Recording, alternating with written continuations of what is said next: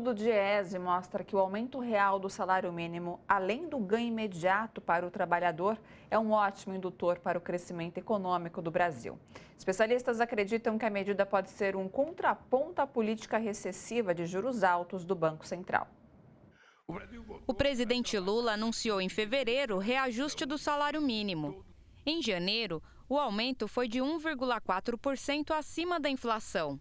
Passou de R$ 1.212 para R$ 1.302.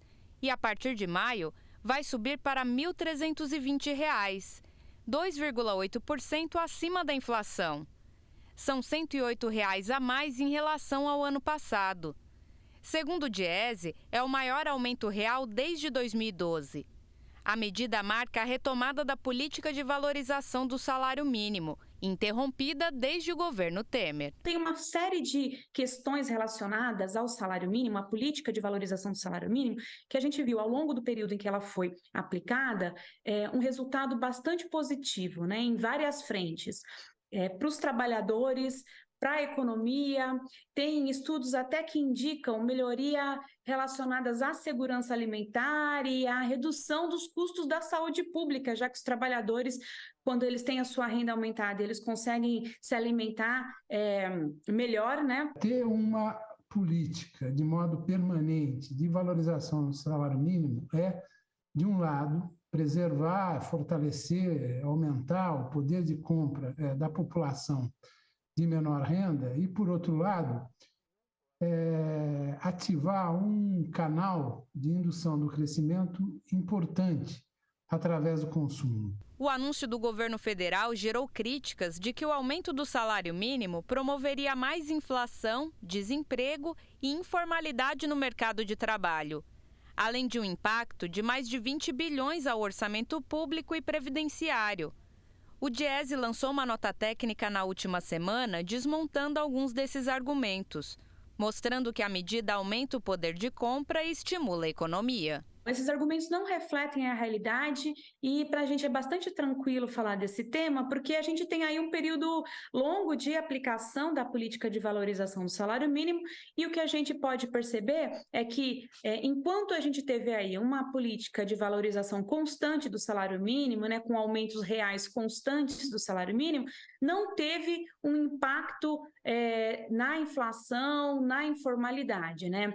Se você vê nesse período todo, enquanto a taxa de aumento real ela foi ascendente, a taxa de inflação nesse período observado até 2019, ela é descendente. Todos os dados comprovam o contrário do que esses argumentos afirmam. Não houve aumento da formalidade, ao contrário, houve aumento da formalidade. Segundo ponto, não houve aumento da produtividade, houve sim aumento da produtividade. Terceiro, inflação, ao contrário, a inflação não decorreu do aumento de salários. Isto é, os fatos contrariam esses argumentos. As centrais sindicais apresentaram uma proposta ao governo no início deste mês, propondo o reajuste do salário mínimo para R$ 1.474 no ano que vem.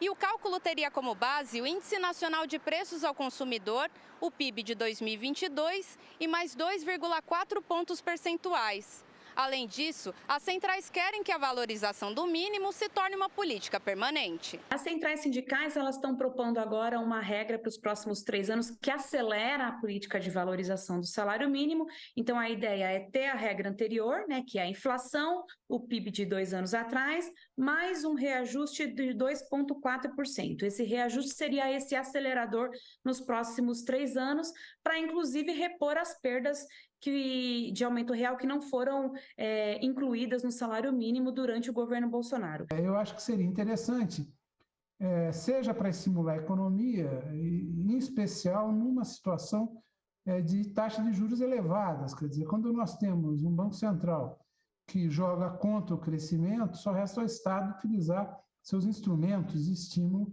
ao crescimento. E o salário mínimo poderia ser, nesse momento, uma ferramenta interessante, importante, para ajudar num crescimento um pouco mais robusto, tá certo, da economia brasileira em 2023. O aumento real do salário mínimo deverá incrementar a renda das famílias, auxiliar no crescimento da economia, além de contribuir para o conjunto de políticas de distribuição de renda promovidas pelo governo Lula.